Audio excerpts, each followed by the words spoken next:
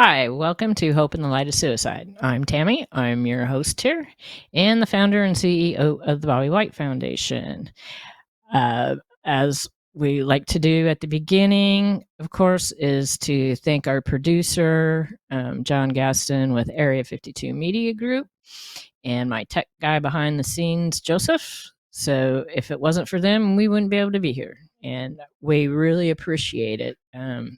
It's something that a lot of people, wouldn't do, and John really pushed for a while so that we could do this show, and we've been doing it for like 3.5 years. I think this is our 172nd episode, so that's really great. And Joseph keeps us running. So first off, it's been a busy week, so probably one of my lights are going to go out. I have one that's a little bit of a backup. We'll see what happens because it's been a crazy week. I had to reschedule my taping because I was supposed to be at a county commission meeting, and they did a continuance on it again.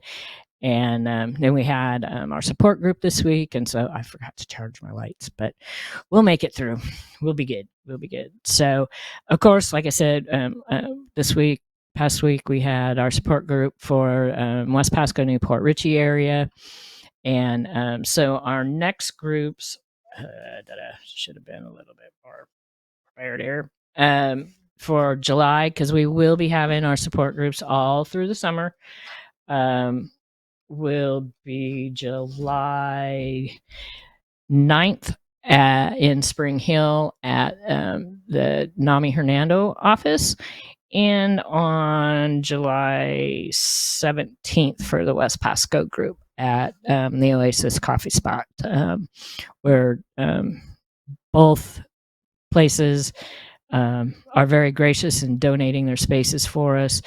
The Oasis, we meet in their bookstore. It's very quiet and private and really nice, and you can get a good cup of coffee too.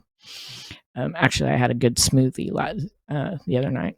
So, like I said, we are, we have these groups all year round. We continue through the summertime. So, I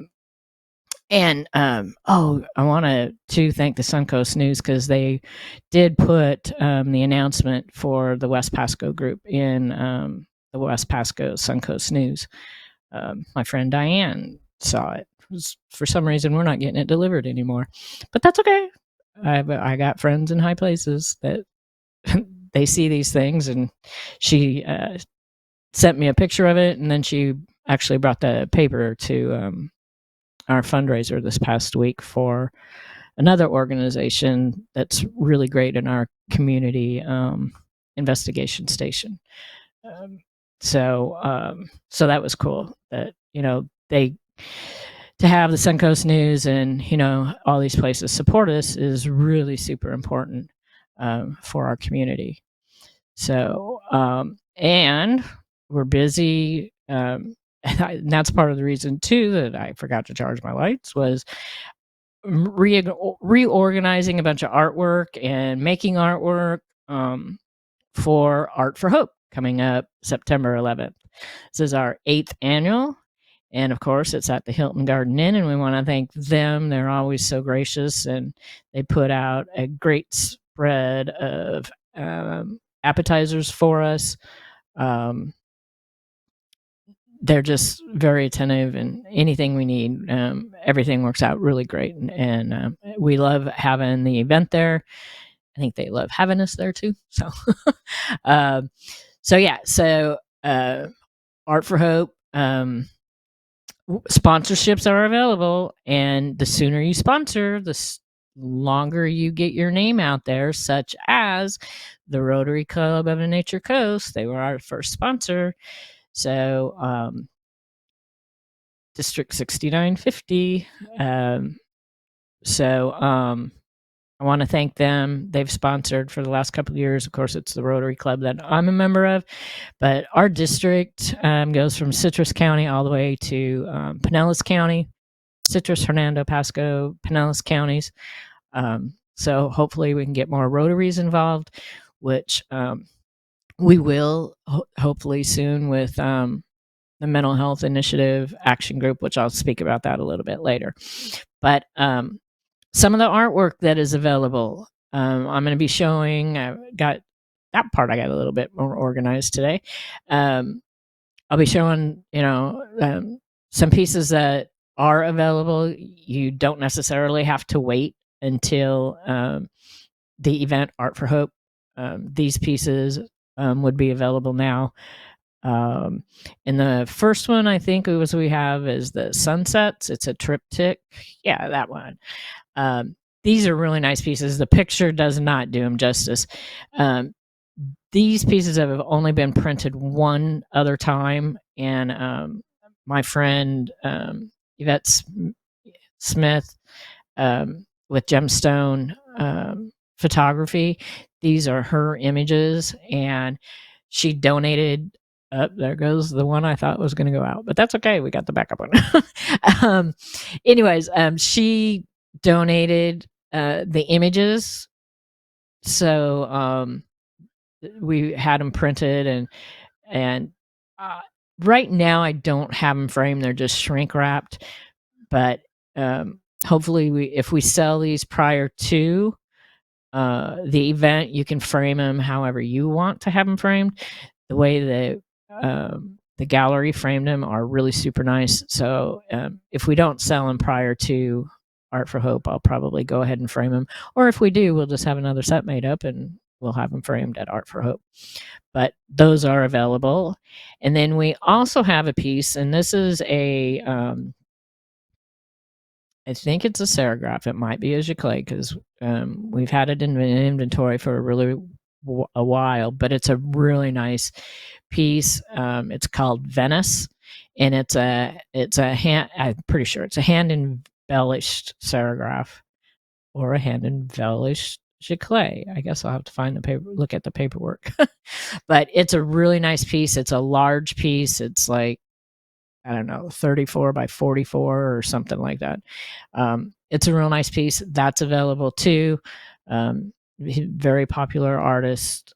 Don't remember if it's Victor something or Sam Park. It's one of the two. Can't really tell by the signature, but I'll have better information next week. Or I'll put it in the comments. That's what I'll do. I'll put it in the comments so that you can see who the artist is and check out his other works. So then you have an idea of his works and what he does. So we're really excited about that. I've been working on, the last couple of weeks we showed you some jewelry. So I've been working a lot on some glass jewelry pendants. We have a bunch more stuff coming down the pike in the next few months. I actually have a new, hopefully, it'll be here soon, fusing kiln. So I can do a little bit larger pieces, not real large, because we're pretty new at this, but other things besides just jewelry, pendants, and magnets too. Refrigerator magnets are really pretty cool. So we'll be showing more of that stuff as we go along and get closer to Art for Hope. So it's exciting, the new things that are going to be available. And if you are in the area and you see this Saturday night, then our volunteer meeting is going to be at the Hilton Garden Inn, 5:30, 6 o'clock. I think it's 5:30. You're more than welcome to come and join us. The more the merrier. So that's where we'll be. Oh, excuse me. That's where we'll be Monday night. So next, I was going to talk about something else. Oh, I know. The Mental Health Initiatives Action Group. Where the wheels are turning, but this weekend happens to be, and I told you this is through Rotary International. This weekend happens to be the yearly convention for Rotary International in Calgary. So everybody's kind of busy doing that. So as soon as the international convention is over, I believe the last day is Wednesday, the 25th. Probably the following week, we'll give them that we can start rolling out our more information and plans for our mental health initiatives action group for district Rotary District 6950. Everybody's super excited about it. So we are too, but kind of in a way, there's people going down our street, kind of in a way, it's kind of good because we worked really hard for 2 weeks right after we got off the cruise to get this set up and going. And so it's given us just a little bit of a break before everything just really starts rolling and probably moving pretty fast. So between that and with the foundation and coordination and other organizations that we partner with, it's going to be a busy summer, I think. Usually summer slows down a little bit, but this summer's has shown to start off pretty busy. And that's a good thing because it keeps my mind, well, it tries to keep my mind focused. Not always am I really good at it, but I think I'm getting a little better at it. When people, go through these tremendous losses like this, just what happens with your brain is just really kind of crazy. And it takes a lot of work and concentration. I mean, just a lot of work to get back to concentrating, and brain fog is real. So anyways, but like I said, it's going to be great. Partnering with Rotary and so other organizations that we partner with in our area in Tampa Bay is one of them is Zero Suicide Partners of Pinellas County. And over the last weekend, I received an email from them, and it was an article, and very interesting article, and some really great resources. So that's what I want to bring to you tonight. So the name of the article is Men's Mental Health and Suicide, Understanding the Stigma with Assessing Support. So some of these things are things that I have said before, from different platforms or, in different ways, but it's always good to hear them from different resources. It kind of still, validates what we're saying and the information that we bring to people. So anyway, so I'm going to read some of this to you. I've read it over, a few times. I can't memorize anything, really. I can't even remember a joke. So this was a really good article, and we have some really great resources here at the end. So it says here, mental health affects everyone, but for men, talking about it can feel especially hard. Many guys grow up hearing that they need to tough it out or man up.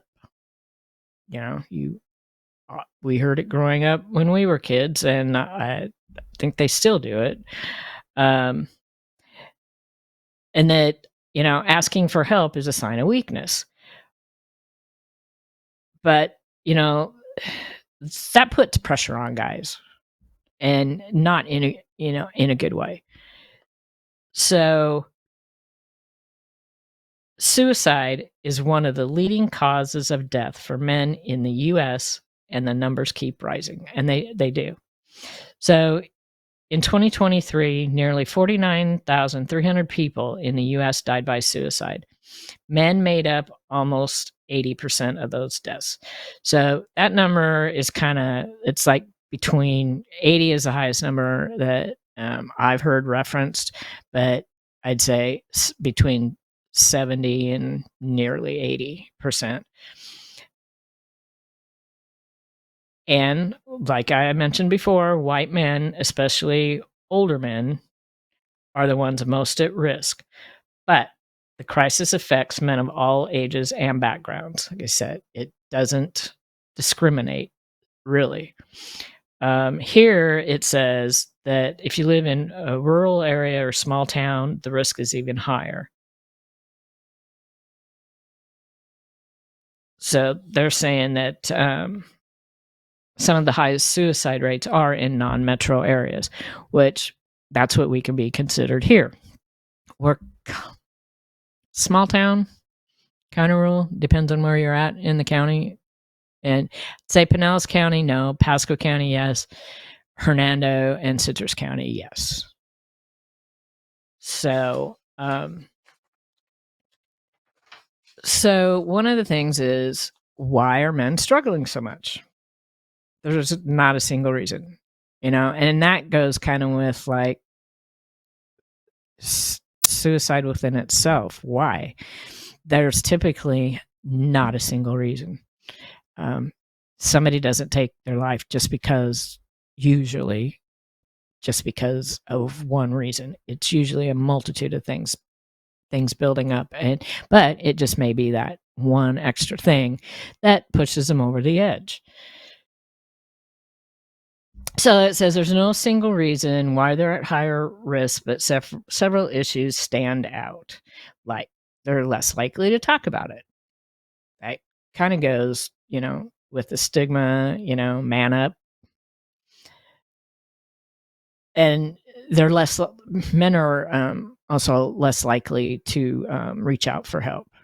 Only about 17% of the men say that they had gotten any kind of mental health support compared to nearly 30% of women. And this is according to SAMHSA in 2023. That doesn't mean men aren't struggling. It means that more of them are suffering in silence. Mental health problems can look different in men. Instead of showing sadness, they might act angry, feel constantly irritable, or take risks with things like drinking, drugs, and reckless behavior. And that's absolutely true. That was true in my case. And it's been true in, I would say, the majority of the cases that we have come across, since losing Bobby. He would get, especially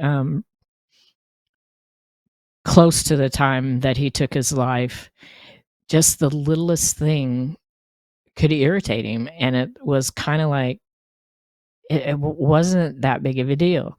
Like the night before when the truck door broke.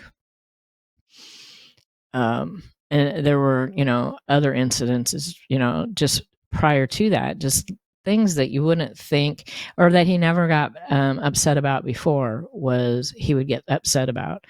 And of course, that alcohol was an issue, and that was exacerbated by a friend of his moving to town, and that was a bad thing. So, like I said, talking to others who have lost, particularly their spouses, male spouses, and even adult children, like not the teenage per se range, but even the 20s and 30s. So so here's some things. Why don't men ask for help? There's a lot of reasons, but here are some. They're taught not to show emotion. Again, it goes back to, oh, don't cry, toughen up, real men don't show their feelings, which is hogwash. They fear being judged or seen as weak. And again, that's a society thing, another stigma. They don't know how to talk about it. So some men don't want to talk about it because they don't really have the words. Maybe they don't understand it themselves. They worry it won't help. A lot of men believe that talking won't actually solve their problems, or worse, that no one will understand. And maybe they've been dismissed in the past. They're afraid of the consequences. Some worry that admitting they're struggling might affect their job, relationships, or how people see them. The fear of being labeled or treated differently can keep people silent. So, understanding these barriers is a key to breaking them down, and we can all play a role in that. So, how do most men die by suicide? We've covered this before. Most men die by suicide by lethal means, meaning guns. The second one is hanging. So, this is why we're part of the Safer Gun project under the Pasco Safe, which is Pasco County's zero suicide group, is because guns are the number one lethal means. So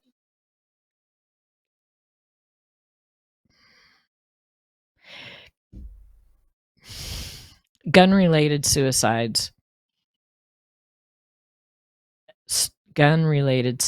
attempts are generally always lethal. The Harvard School of Public Health in 2022 reported that over 90% of the suicide attempts by lethal means, guns, were fatal. Now, Bobby hung himself in our backyard. That's the second most common method, which is hanging or suffocation. And then followed by poisoning, which would be like drug overdoses.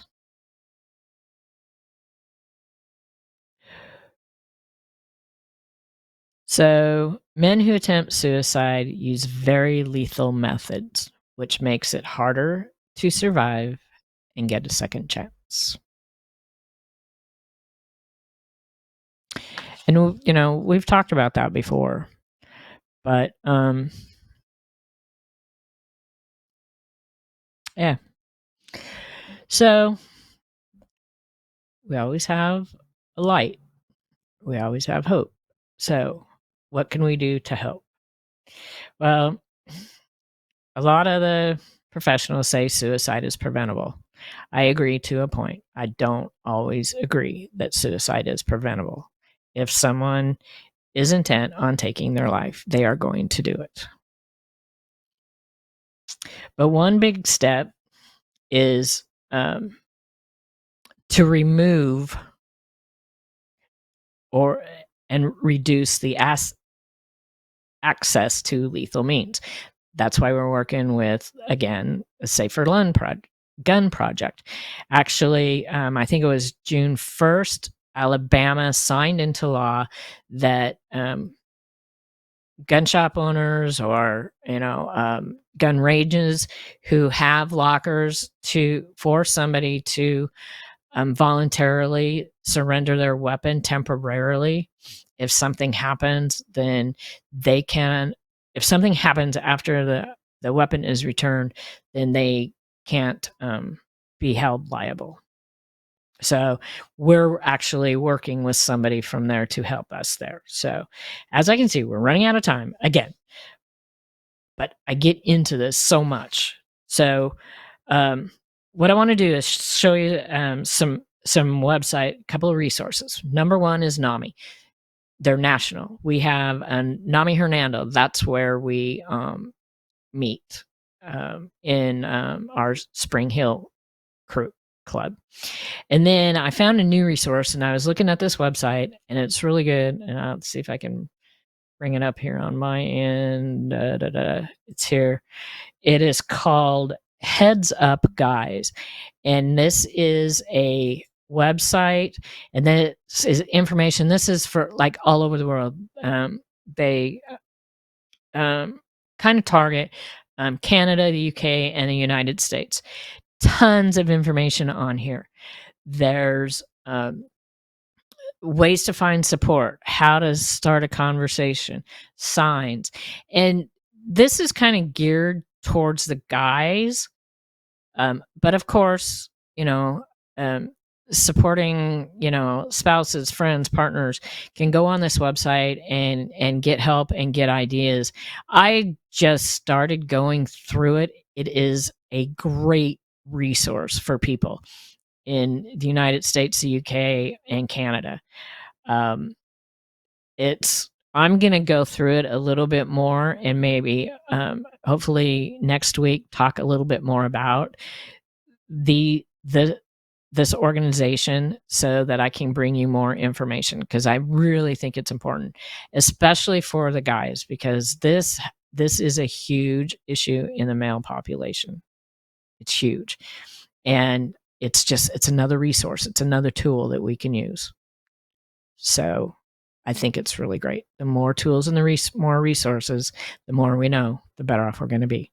So very quickly, my quote for today is never lose hope. Just when you think it's over, God sends you a miracle. And that's true.